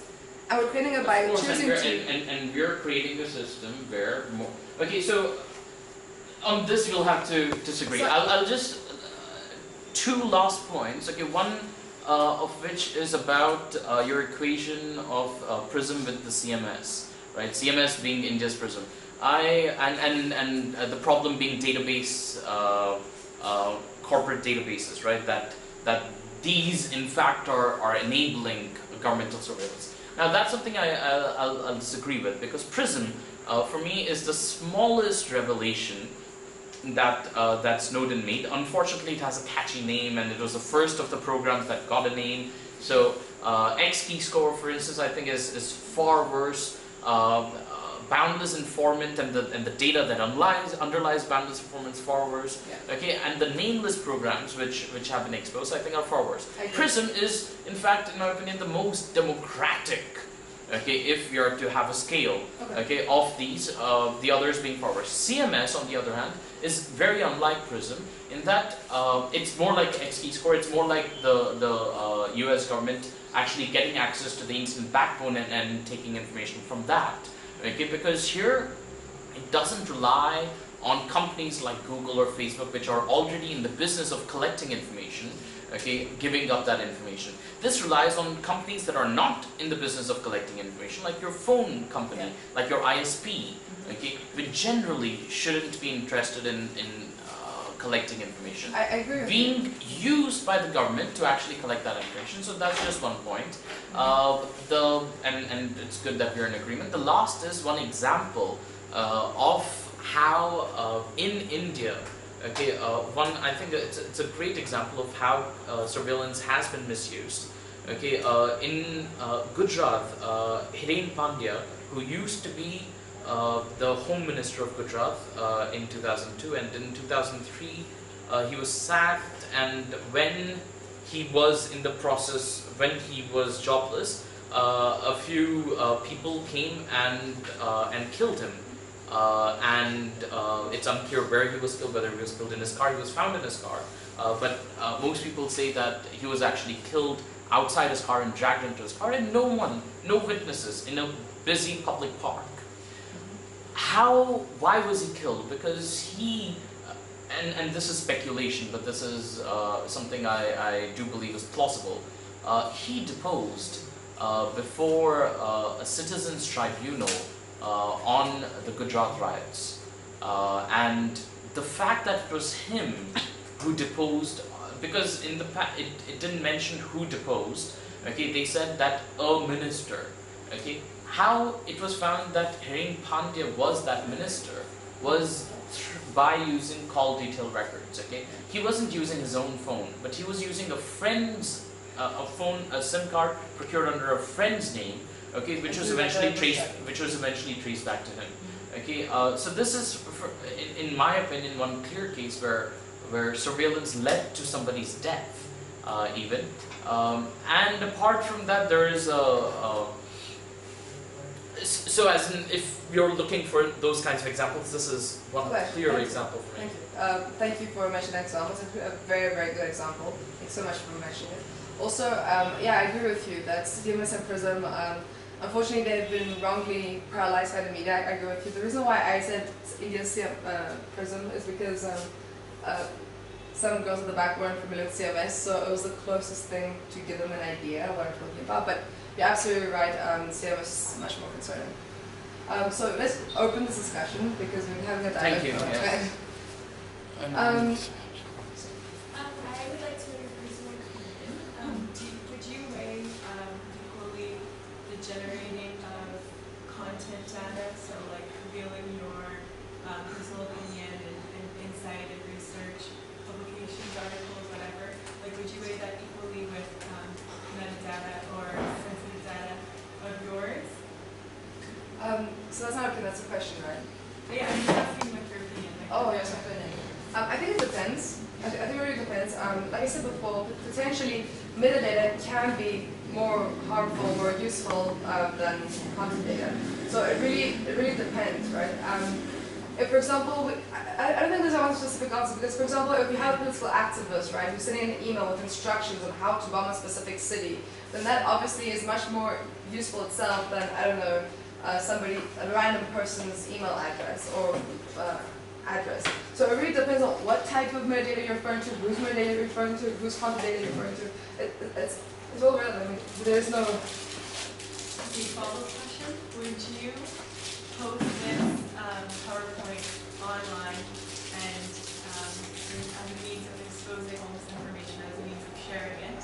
The specific PowerPoints. Well, not the specific PowerPoint, but just... I don't think it's good enough to put online. Okay, fair enough. But you would, like, I guess, like, do you recognize if there exists any risks in sharing this information, and do you, like, There potentially can be risks, and I'm aware of them to a certain extent. Again, it really depends. There's no clear answer. For example, if I'm writing about surveillance and I'm an activist in Bahrain, obviously it's much more risky for me to write what I'm writing than if I am, I don't know, a Greek in India, as in the case, right? It's much more dangerous if I'm a Bahraini activist in Bahrain. So it really depends. It depends what you're writing about. It depends who you are. It depends on who you know, what you've done in the past, what your data says you're likely to do over the next years. Because like I said, a lot of data, if you apply behavioral statistics, sometimes you can predict outcomes. So if my data says that I am likely to become a terrorist, for example, then yeah, publishing blogs about terrorism is probably not the smart thing to do. But then you will argue that, okay, if other people are predicting that I'll become a terrorist and I don't know that, then how the hell am I supposed to not post the blog to begin with? That's part of the process, right? So it really depends. Like the type of data you put up, obviously a lot of this writing about this, it's kind of sad because on the one hand you have to write about this and you have to publish it so that people can become more aware of the issue. But at the same time, by writing about it, you are being targeted, and those who do read about it are being targeted as well. So, but unfortunately, I think there's no other way. I don't know if that covered your question. So, I mean, I think what we're talking about, I don't know what you're talking about, but it's a cost-benefit analysis that we have to do before we participate in put in a information. So, that's what I think it is that. So, when you are looking at getting evidence, it depends on the kind of information that you have to get. But so I think essentially what I think you're getting at is that companies should disclose what your data should be used for, what your data is going to be used for, and then you can have that cost-benefit analysis. Well, and you can actually have enough information to like inform consent. In an ideal world, it would be wonderful if we could provide consent to companies before they use our data. It would be wonderful if companies could inform us every time they want to use our data and say, hey, Maria, Purba, I'm going to use your data this X way. Do you agree? Provide consent. And actually, we're kind of indirectly pushing that with the privacy law. But whether or not that is, yeah, yes, that would be wonderful. But the extent to which that is feasible is a whole other issue. Because, for example, the privacy roundtables that BioRF has been hosting, a lot of the participants who have been representing IT companies have argued that, you know, it's not practical. We cannot actually, you know, acquire consent from the individual every time we sell or use their data somehow. It's not practical because in many cases also like an X company may have the data, but then they might sell it to another company, and then once they sell to another company, which is who then decides what happens to the data, right? Does that X company who has bought the data have to inform the individual again? Do they have to acquire consent every single time they do something to the data? It's very costly, and it's also very inconvenient for most companies, and they don't want to go by it, and I suppose it's kind of understandable. But preferably, yes, that would be wonderful. Any other ideas? Do you see this, this dynamic between corporate surveillance and government surveillance changing because of programs like the UID? For example, right now in India, you know that when you're on Facebook, that the government can at any time access all your data by putting in a request to Facebook. So now, because of programs like the UID that take iris scans, biometrics, your bank account number, and the Aadhaar and UID right together. Yeah. So, do you see that changing now where, for example, this is just an assumption, suddenly the UID also incorporates interaction between people, like you log onto the portal and you have an instant messaging service with other people that you can add. Do you see, like, for example, a change in this dynamic where people realize that anyway, whether it's to a third-party company like Facebook or whether it's to the government itself, eventually the government has eventual control of my data. Do you see a reliance in the future towards more like the government surveillance taking precedence over corporate surveillance? Because your take right now is that the corporate data far outnumbers government data. I don't think so. And the reason to that is because even with the UID scheme, you don't really choose to give up to biometrics. I know that it's considered to be a voluntary project, and that's that now you choose to give it your biometrics. But actually, you don't really, because the NPR, the National Population Register, is compulsory, and that collects biometric demographic data. And under the NPR, you have to have a UID number. Ergo, indirectly, the UID is compulsory. So they're saying now that it's voluntary, but actually, if you do the indirect math, it's actually, the UID is compulsory as well. And it's a matter of time before it's openly compulsory. So given the fact that the UID is currently indirectly compulsory and within a few years will be directly compulsory, no, I don't see it prevailing over corporate surveillance because again, it's something which is imposed on you. Whereas corporate surveillance is conducted indirectly where you choose to give your data. So I think that it's always more risky when individuals or masses choose to do something than when it's imposed on them. Because generally speaking, when the threat is direct, you will react to it. When it's indirect, you won't react. I've got to mention that one of the distinct advantages of, let's say, instead uploading all your data and interacting through a government portal, it's just an assumption, is that the government won't be selling your information, as opposed to the limited trust that you put in Facebook. That's what I meant. Do you see a shift away from corporate surveillance towards government surveillance in the future because the government now has control over most of our data, indirect or direct? Yeah, possibly. What I was saying before wasn't about who controls data. Both control data, corporations and governments. The way they get their data, of course, is different. Like I say, corporations because we give them the data, governments because they tap, or because we give them data as well. There is this shift you're mentioning, in the sense that we are giving more and more data to the government, rather than the government getting it indirectly by tapping the service of other companies. But at the same time, my argument wasn't really about which one has more surveillance or whatever. It's more about the elements of choice, which I think is interesting. I think it would be very interesting to conduct research on this. I think it would be interesting to get like long-term research starting from now and taking place for the next years, where basically you look at how people's perception of privacy changes over the years, and whether people become more prone to supporting less democratic regimes based on this changing of privacy and this enhancement of surveillance. I think that would be very interesting to look at, but yeah, there is a shift, but I don't know how to work out any of the terms. So I can't say I agree with you that it's that Facebook is worse than corporate government surveillance, but I think the way I would look at it is that giving up your data by choice, and the choice is not a choice at all, it's an illusion. So it creates a culture of giving up your data, which the government can then use to say, oh look, you're giving up your data anyway, but we are actually using it to provide security. So and because that argument, like no one thinks beyond that argument, like security is the tag word to the enemy. So and the other thing is like the thing about surveillance, actually providing security. I mean, even if it does that, I think again you have to like it's a cost benefit analysis. So while my question is, what are the costs? Yeah, so the costs are that you are giving up your privacy, that in the future your government may turn any kleptocracy or whatever, and you might want to oppose the government. No, let me just finish what I'm saying. So you might want to oppose the government in various different ways, or oppose certain things that the government supports, and then you might be targeted because of that, and you might not even want to do it, but you might be associated with the person who is doing it, who is opposing the government in any way, and hence you'll be targeted anyway, even though you have no participation in that, because the government does not have complete information about you. They just have the information that you are related to a person who is going for a protest or something like that.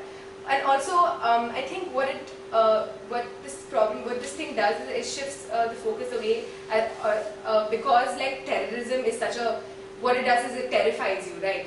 And it's something that is that you can't predict, that you don't know when it's going to happen. But actually, it's not even the biggest killer in the world. It's not. It kills very few people, and something like drunken driving is much worse than terrorism. So license plate readers.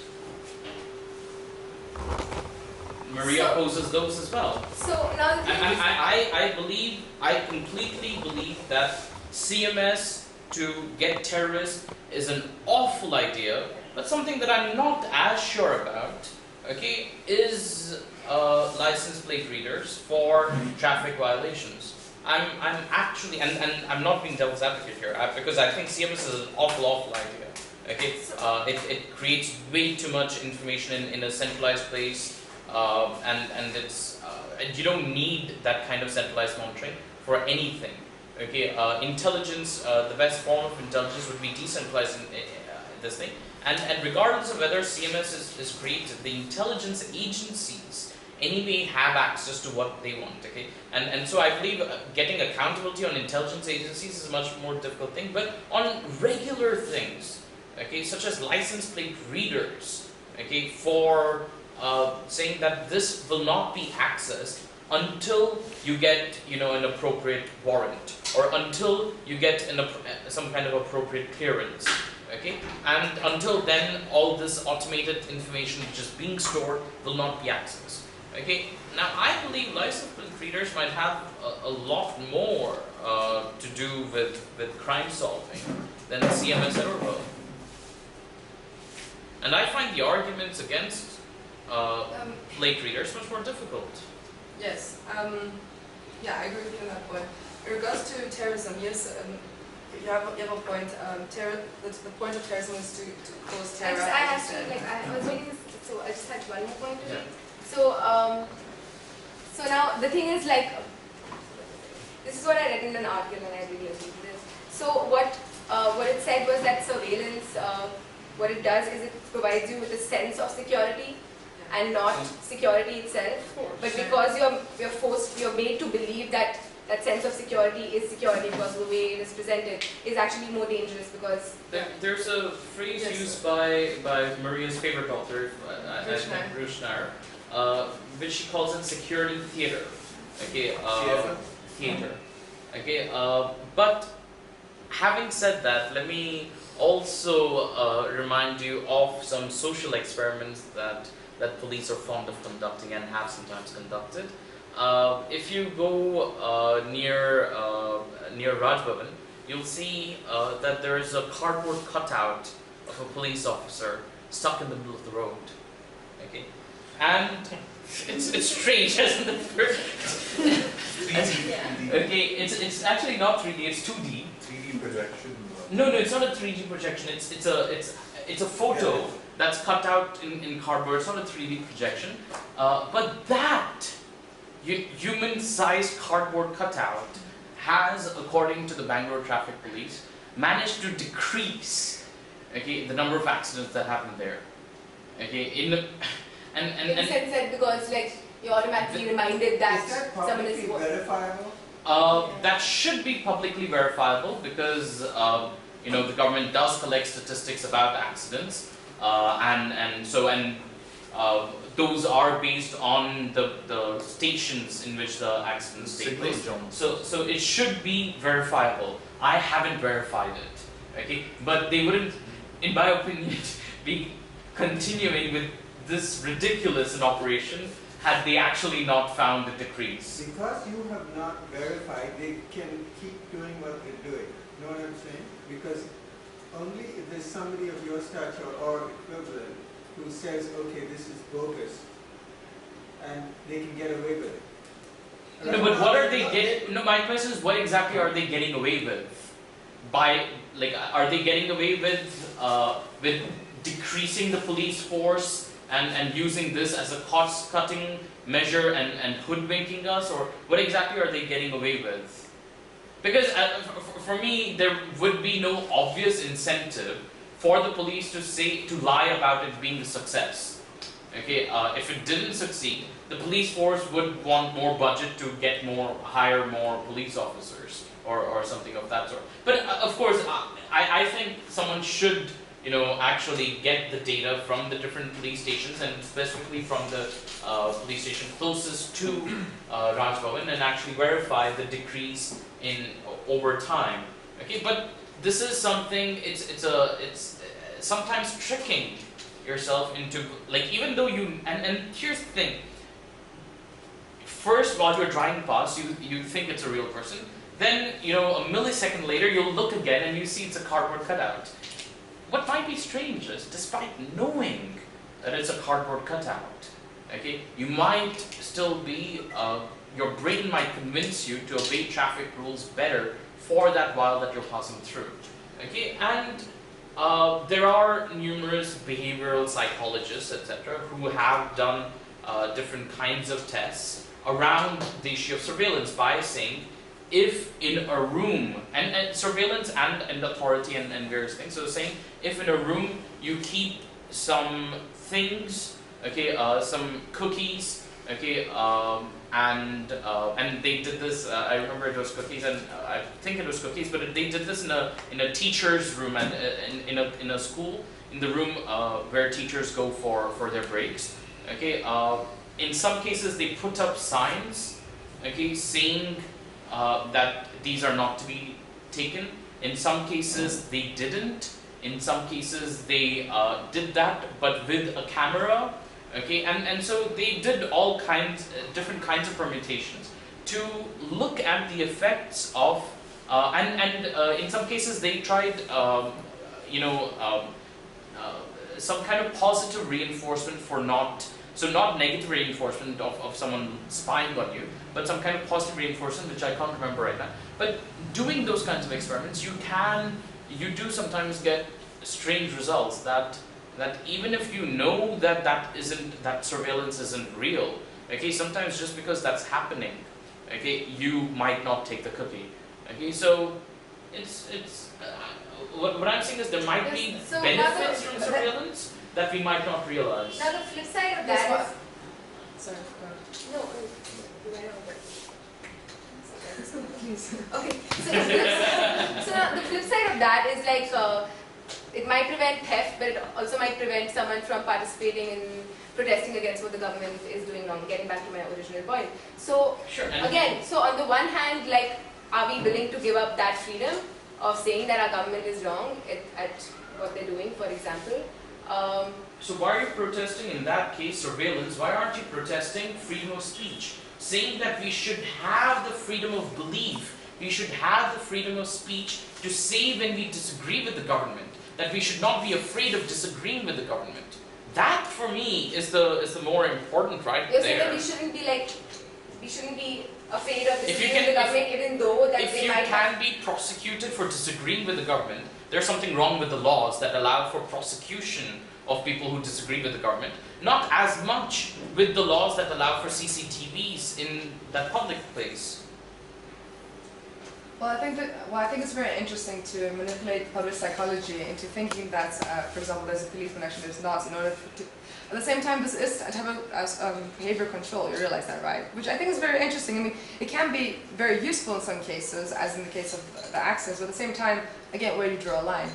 Again, this is a form of behavior control. At the same time, while it may prevent some car accidents, like the example you mentioned, is it really the trade-off? Is it really worth creating massive databases with that data without knowing who's going to use it, how this will work as a function as a boomerang in the future? I'm not sure if I'm not. There's a Although report I really respect. I get your points. I understand what you're saying, but at the same and yes, it can be useful. But at the same time, we are talking about behavioral control, and at the same time, we are saying we are talking about mass surveillance. And sorry, go on. Except that doesn't, in my book, automatically equate authoritarianism, and that's where I'm. I didn't trying say anything to- about authoritarianism. I'm talking about the Phishing Society here. Okay, so coming, kind of tying in a bit of what you guys have been saying. So there's a reporter I greatly respect who wrote an article about the mother and child system that they've been testing out, which basically collects information about expectant mothers. Okay, collects their names, their addresses, their phone numbers, mobile numbers, etc., and uses that information to send SMSs. Okay, so saying at this point of time you are scheduled for an appointment with the doctor. Okay, at this point of time you need to go for this vaccine shot. Okay, now that pilot has proven immensely successful. Because they found that there is a big difference in terms of how vaccine shot completion of those people who get these reminders and versus those people who are just told, okay, that 3 months hence is when you need to come back again to the clinic. Okay. Is this I remember. Not Shalini Singh. This is from Economic Times. I'm forgetting his name right now. The young guy with the goatee who covers rural report a lot of rural reporting for Economic Times. and he's really good. Done a lot of fantastic work on UID. His name starts from N. I'm forgetting. Sorry, it'll come back to me in a minute. And so he raised this as a privacy concern. Yeah, we've discussed his reports, I think. Yeah, perhaps we have, because this is in one instance in which I can't quite come to an agreement with him, whereas we normally agree on privacy-related issues. He has done fantastic reporting on UID, which I think is brilliant, and I agree with him 100% with the concerns he's raised. And on this, I disagree, because I think that the privacy concerns of having this large database of expectant mothers, knowing when they're about to deliver, when their children need to get, like how many children they have, when they need to get shots, etc. I think the benefits, okay, far outweigh any potential concerns, and that's coming back to the issue, right? In a lot of the things that you raised and that that Maria has raised, the question is not of harm, because what I've been pushing back on, what I've been asking for is harm. Okay, what the examples you guys have given me are examples of potential harm. Okay, saying that in the future we might have a non-democratic society, we might have a non-democratic government. No, okay? in the present, we have authoritarian regimes, massive technologies abusing them to oppress the people, and like which, in Turkmenistan, and Zimbabwe, Bahrain. And I think that's a big problem. Yeah. I wouldn't support. They aren't engaging in lawful surveillance. They are engaging in unlawful surveillance. Okay, it wouldn't pass the test of proportionality. It wouldn't pass the test of necessity. Yes. It wouldn't pass any of these But then we tests, can which I think are good touchstones But for then surveillance. we can also see democratic countries like the US, for example, which are supposedly applying lawful deception, Sure. drone striking innocent people in other countries. And that again is death as a result of surveillance. That is not as a result of surveillance. The problem there is that American law. So in the one case, okay, with Jake's side, okay, there's a clear violation of American law because an American citizen is being killed. Okay, it's a different matter that under American law, killing non-American citizens, okay, doesn't occupy quite the same place. That, in my opinion, is a far bigger problem, okay, than saying that surveillance of a particular kind led to the death of a person who who is associated and has been associated with terrorist groups, whether or not he himself took part in terrorist activities, whether or not his son took part in terrorist activities. His son was not an American citizen, as far as I know, okay, and could be. Well, we could see that Reuters reporters have been killed by U.S. troops, okay, and nothing happened, okay. So, for me, getting into American foreign policy and Americans killing people outside of America is a whole different thing, which goes beyond surveillance. Their surveillance is the least of my concerns. I completely agree with you that a lack of a fair trial is a problem. Obviously, the foreign politics, especially in this case of killing their own citizens abroad, is a very concerning case. But this is just an example of surveillance of how it has resulted into death and other bad consequences. But what I'm trying to say, generally speaking, in regards to surveillance, I see your points. But generally speaking, regardless, we're still in an initial phase. I mean, don't forget that, like I said, 10 years ago, all of what we have today, Facebook, everything was impossible, right? It was unimaginable. So what I'm trying to say is that we've slowly been building data. So this is something I don't buy, actually, because on many things, especially around, I've been pushing back, asking for harms, etc. I've been pushing back as in the form of devil's advocacy, right? But on this I disagree, because we've been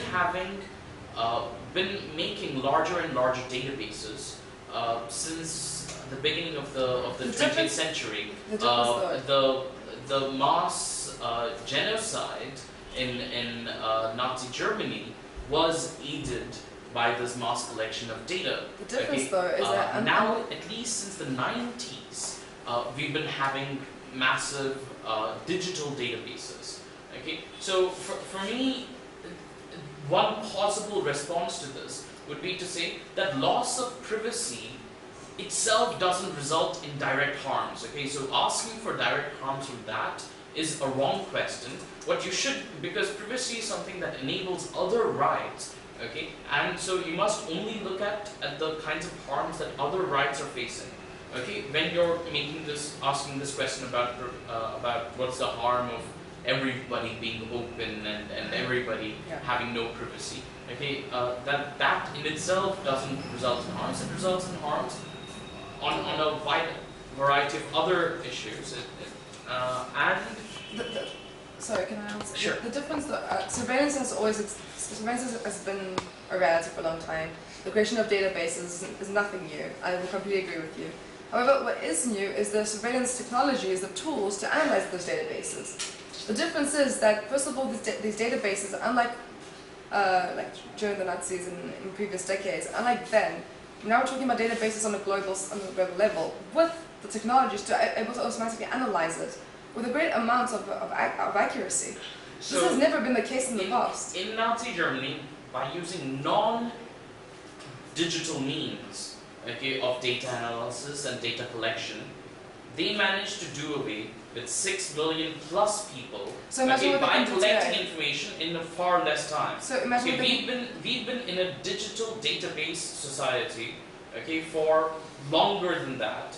Okay, in democratic countries and even in non-democratic countries, okay, the kinds of harms, okay, but especially in democratic, so because my pushback to you primarily has been from a legal perspective, has been to say that what we need to do is institute good laws, okay, not only about on terms of penalties for ignoring these, but also in terms of transparency, and build that transparency into the technology itself so that you have some kind of... I agree. So you can know what the technology does, how it is being used, to regulate technologies, basically. Yeah, I agree with you. So, and saying that we need those kinds of systems to put in place, we need to put in place those kinds of systems for governmental interception at least, okay, to bring that under control. This, of course, will never, okay, I think it's futile to think of this restricting intelligence agencies in any country. They'll continue doing whatever the hell they want, whether or not the law allows for it, okay, and they'll get away with it because they will never, even to people that are accountable, such as parliaments and the Congress, etc. They won't actually reveal everything in the name of national security as a bogus reason. Okay, but I think that's another thing. Let's leave them aside. Okay, at least up to the level of the police. Okay, and at least to the level of corporations. I think we can put in place much more stringent systems of accountability, of allowing, in terms of corporations, for people to actually give up data, but with certain kinds of knowledge as to what will happen to that data, and certain kinds of rights to be able to remove that data. To have access to it, it's corrected and everything else. Yes, that's what we're pushing for, especially with the privacy bill. Yeah, and that's difficult because your data isn't your data alone, because all that you saw about Bhairav, okay, he didn't put up. Newspapers he submitted to have put information up. Some of the information he might have put up in Rajiv Dhawan's office, but otherwise, much of the information that is up about him is something put up by other people. So similarly, the right to say that I no longer want certain data associated with Facebook is difficult, because if your photo is tagged, okay, your face is tagged in a photo, but you didn't take the photo, then what kinds of rights you have, and that leads to all kinds of no. What I said before was that that's what Bhairav is pushing for with the privacy bill. The regulation of data and just have access to make corrections. Even in that case, I agree with you that even if we do regulate, it's still very tricky, like you mentioned, because in many cases there's data about you that you can't control because other parties have. It's very complicated. So there is a tension between freedom of speech and privacy over there. Yes. Okay. So even though that might sound simple, it's difficult.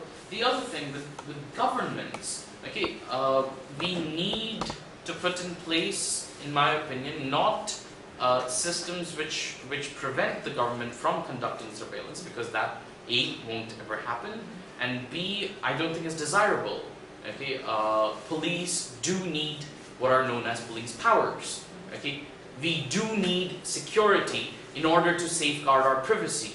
Without security, you can't safeguard people's rights, people's basic rights. Okay, and so security is a necessity for all these other rights. Okay, so and I think arguing for no surveillance actually undermines security. Okay, what we need to argue against, in my I opinion, think surveillance would undermine security, like I said before, multiple times. I think it would only undermine security if the surveillance is proven adequate and efficient in enhancing security, and it hasn't. At least not all of them. you go talk to any police officer, and they'll tell you that being able to track people retrospectively. Okay, so around a year ago, a techie murdered his wife. Okay, and the call detail records proved so, and he faked certain parts of that because he, read enough crime reports to know that they'd be tracking this phone. Okay, but they managed to realize that that they'd be tracking who called whom. So he made a fake call to his wife, who was already by that time dead, but he had her phone with him. Okay, so the location data associated with her cell phone, okay, was useful in actually tracking a murder. Yeah. Okay. Now I think it is difficult to argue that absolutely no information should be retained by ISPs or by because this is what we're eventually coming down to as privacy advocates. No data should be retained. No data should be first collected. Then no data should be retained. That interception should not be allowed. Sorry? Data for medical purposes, for example, I think should be retained. No, I'm saying ISPs. Okay. ISPs. Should not be ISPs, recording data. They can't be put under any law, compulsion under any law to record data. That those kinds of laws are undemocratic. Okay, police can't use Trojan horses, and this is a huge debate I've had with Bits of Freedom, with Bernadette, etc. Okay, because I think of all the kinds of things that we can do, okay, keyloggers are the most democratic. Okay, or Trojan horses are the most democratic. They're the least invasive. They are the things that can't be done at mass scale, and mass surveillance worries me much more than the idea of surveillance itself. So, I see your point, so we've discussed this before, I understand your arguments, but I think that in the end we both will agree upon lawful regulation of interception of communications and surveillance, and I think that at the end of the day, there's as much proof that surveillance is useful as there is that it's not useful. And I think there's as much proof that surveillance increases security as much as it decreases security. So my point is that a lot of research still needs to be done in the area. A lot of research needs to be done to see how many cases have been reported where people have had positive or negative effects as a result of surveillance. I think extensive research is required to see, so that we can see actual facts and figures, so that we can speak in accuracy and say like, oh, okay, surveillance, has enhanced security or not. Okay, but that's something that neither of us has done, and I think it's something that should be done. So I have a question for you. In Greece, go ahead. Finish yours. One last. In Greece, we know that Vodafone, because of a government-mandated backdoor, okay, allowed for the tapping of very senior personages, including, from what I understand, the Prime Minister, right? Yeah. Now, and that's something that you and I both often use as an example of why government-mandated backdoors are foolish ideas. But I have a question. After that revelation was made public, did that change anything in Greek surveillance policy? One, okay, and because I haven't read anything about it actually having an effect, okay, people realized, oh shit, for 9 months or more, we were under surveillance, using the tools that we ourselves created by someone who we don't even know, and that presumably, I would think, if you're right thinking, would lead to you're saying that, okay, fine, we'll make sure that these kinds of loopholes aren't left. But no, that's, as far as I understand, not what the Greek government did. In India, we have numerous examples of politicians' phones being tapped. Yeah. Okay? Same in China. another place as well. Yeah. And that hasn't led to any of these politicians asking for curbs to be put on surveillance. Okay, so I'm thinking that there's either something seriously wrong with these, gerontologically, challenged people we are sending to parliament, okay, or there is something, there is some kind of serious problem in the way that you and I are approaching what is rational and what kind of privacy expectations people have. That's a very good point. It's an excellent point, actually. Now, in regards to the Greek case, I'm obviously familiar with the Greek Vodafone scandal, but despite being from Greece, I haven't actually done research on surveillance in Greece, so my knowledge on surveillance in Greece is actually rather limited. To my knowledge, no, their surveillance policy hasn't changed, which is a very interesting point, along with the fact that it hasn't changed in India. And there was actually a scandal in China, if I recall correctly, with politicians again last summer, and again nothing changed. So yes, I haven't thought of it that way actually. If there's something wrong with the way we're seeing it since that they haven't changed something, I don't know. It's very interesting to see that surveillance is not imposed in a top-down manner, but it's on a parallel level. That it's even done between political elites. I think it's fascinating to explore. It does show that surveillance has been integrated on a social level. In society, that surveillance has been socially integrated to an extent that even politicians are being surveilled from not only in top-down manner, but also in a bottom-up manner, but also in a parallel level. That's fascinating, but at the same time, I don't think that means that. I don't know, I think in the end of the day that just means that we need to regulate surveillance as much as possible until we have done more extensive further study on it, more research on it to understand what it's really about.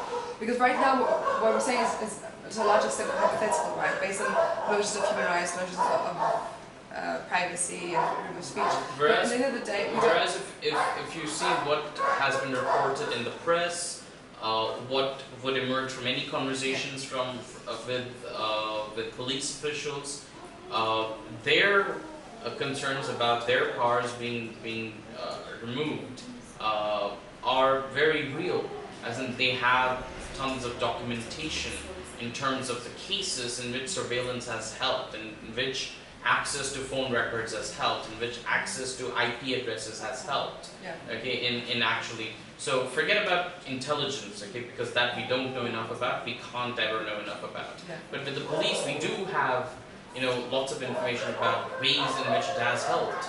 Okay, much more, in my opinion, than clear cases of where surveillance has gone horribly wrong in democratic states. I'm not sure of that. There might be the case, it might not be. I'm not sure if there are more cases where the police has helped, through the use of surveillance. I'm not sure how many. I don't have a database of the cases where wiretapping has helped society or individuals or helped track criminals and terrorists.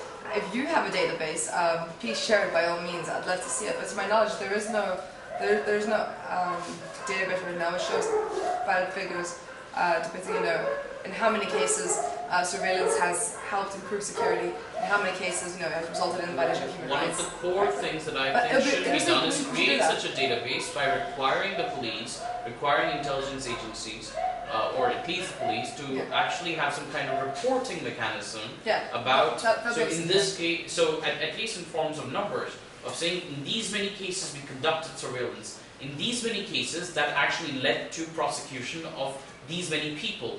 Okay, or led to cases what and didn't fail at prosecution. What if they choose to hide information for national security purposes? No, I'm saying, they said that all the time. No, I'm saying this should be ingrained in the law. Yeah. It should be, yeah. Okay, I agree. These kinds of transparency mechanisms, I agree. which actually allow you to say, okay, wait a second, this is way too much surveillance happening for way too little result. Okay, and we should actually cut down on it. Or these kinds of surveillance are not really helping. Okay, whereas these things are. Okay, and you can make actually informed decisions about it. Yes, I completely agree. There should be transparency in regards to, but in many cases they do quote national security, and for national security purposes they can't disclose which cases have been prosecution of individuals as a result of surveillance. But I agree that transparency mechanisms should be incorporated into law in order to prevent this. I think we should end here because we've been going on for 2 hours. Really? Sorry. Well, thank you, Kanye. For monopolizing this. You're welcome. Well, something very crazy, I think it's not very intense, but I just want to kind of like go back to this whole like history of how our interactions and networks started, right? So I've written down most of what I want to ask, just to kind of like save time. It's just that the current information economy that we're living in, that evolved over the last 20 or 30 years, emerged as a new business model of globalization, and the new business, like after the whole like, you know, like after conservative capitalism kind of The replaced information this society. whole, yeah? The information society where data is a product. Yeah, but no, it's not just that. But like where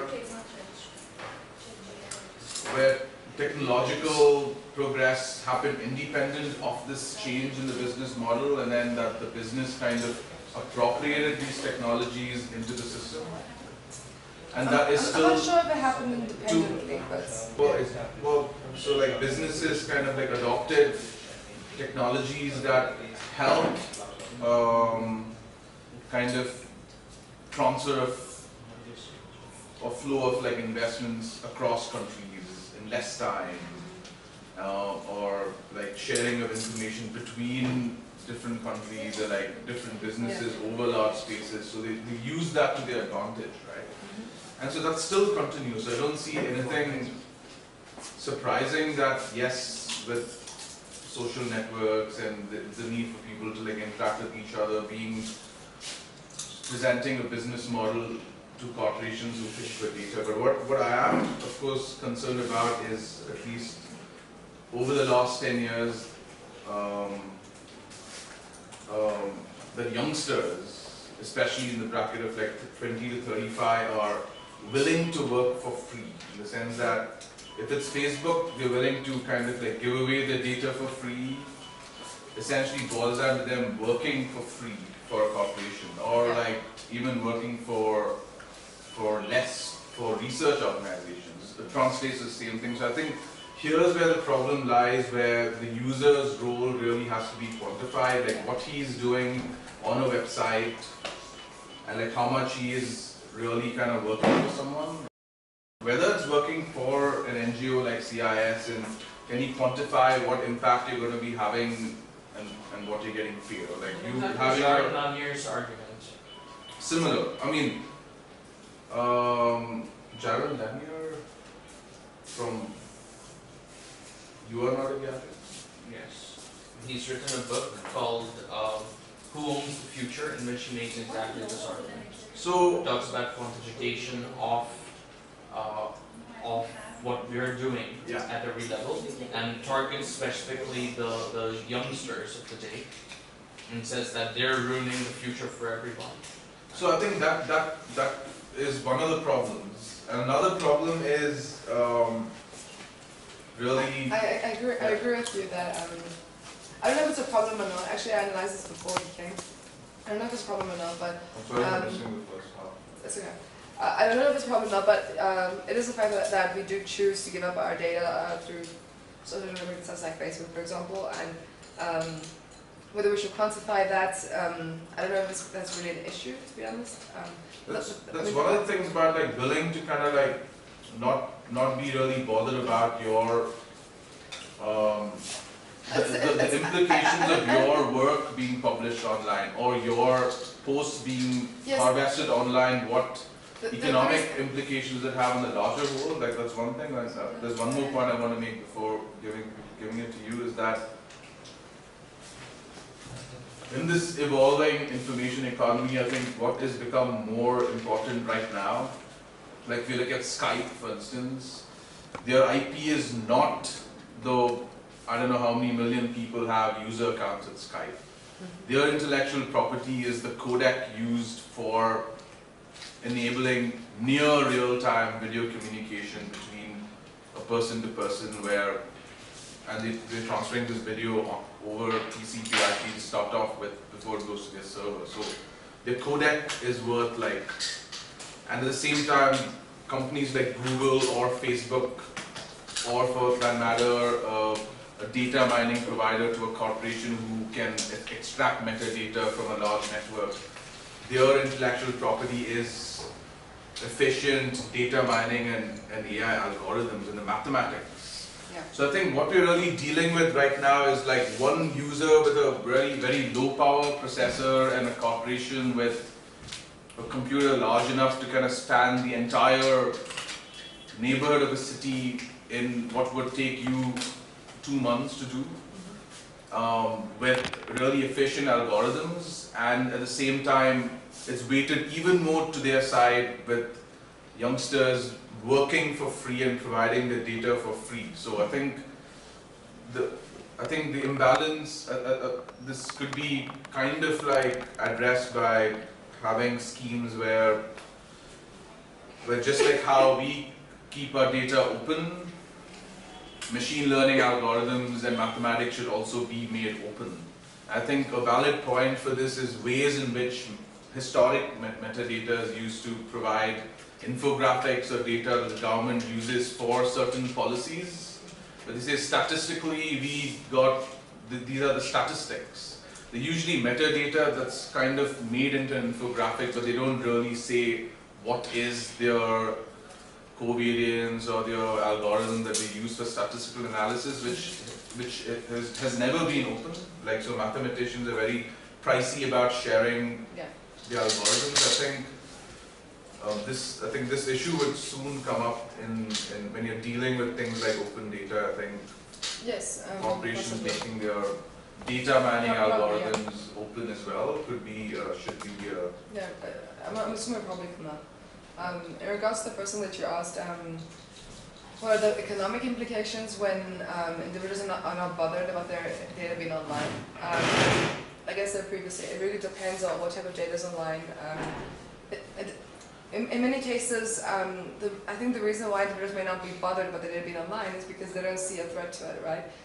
If there is no direct threat to it, or there's an indirect threat, they don't think. The implications depend. I don't think I can say that there's that these will be the implications for all individuals who are not bothered about putting information online. It really depends. Like I said before, if you are a Bahraini activist in Bahrain blogging about human rights and you don't care and you're not bothered about what may happen to you, while writing about these human rights, obviously the implication will be completely different, and so the economic implication will be completely different than if you're someone else in a different setting, in a different time period, writing or doing different things online, right? So it's really relevant. It depends. That there's no specific one, and it's for the economic implications. Are you asking like how the economic structure will change? So right now, I think I'm mixing this thing. of Like how the economic structure will change, like how, for example, from information society, for example. So just to interject, I'm not bothered about what activists do. Like if you're an activist and a serious activist, you probably would be wise enough not to use Facebook. Yeah. And surveillance has been happening since Germany, like the wiretapping that happened where playwrights were pretty much writing stories to be enacted in theatre, and the whole plot of the theatre itself, or the message that has to be conveyed to people in the east of Germany. Like, so these kind of subvertive techniques were used like back then, and activists still probably would use wireless radio, which is least encrypted and pretty much like there's no one scanning like the low frequency band. But I think the focus, getting back the focus to the normal user, like who would never commit a crime, whose data probably doesn't matter to the government, but then it matters to advertisers. Yeah, again it depends, because while that individual may not be an activist, may not be a terrorist, and may not, have nothing to hide. His data is not paying him. It really depends, because like maybe you're not an activist, terrorist, or any of these like extreme categories, but maybe somehow you're. The avenues that these individuals have. So you have surveillance. Yeah. Good question. One, I would say don't have a Facebook account. Like I said before, corporate surveillance is basically what fuels. No, corporate data collection is what fuels government surveillance to a large extent.